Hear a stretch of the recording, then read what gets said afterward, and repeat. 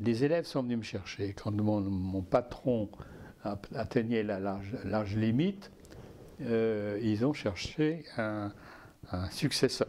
Donc les élèves ne savaient plus qui prendre, ils voulaient prendre un prix de Rome. Donc j'étais très hésitant, mais je ne pouvais pas dire non. Donc en 65, j'ai commencé. J'ai voulu conserver une école comme les suites des Beaux-Arts en améliorant énormément.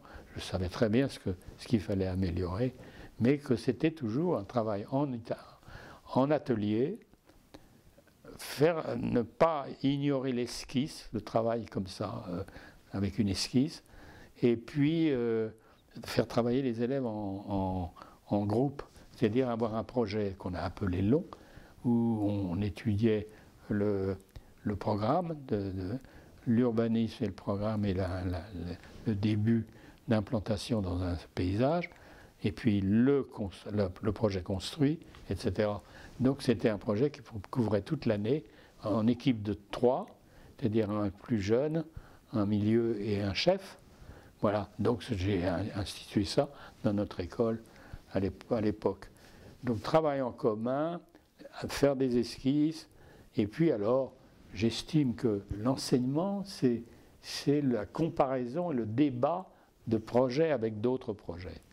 Donc l'exposition, une fois le projet exposé, jugé, il fallait que l'exposition dure 4 jours, 4-5 jours, pour que les élèves aillent voir tous les projets et voient les bons, les mauvais et discutent entre eux pour améliorer leur qualité de... Et donc l'atelier était, évidemment l'enseignement du professeur était important, mais l'enseignement inter-élève, et surtout avec une exposition après projet, était pour moi essentiel. Voilà. Mais par contre, les autres ont copié, les autres écoles ont plutôt copié l'éducation nationale. On va de cours en cours, on change de professeur chaque fois, il n'y a pas d'atelier.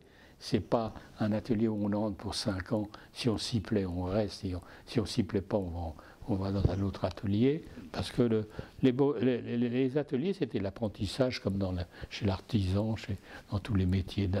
Ça a été tellement décrié,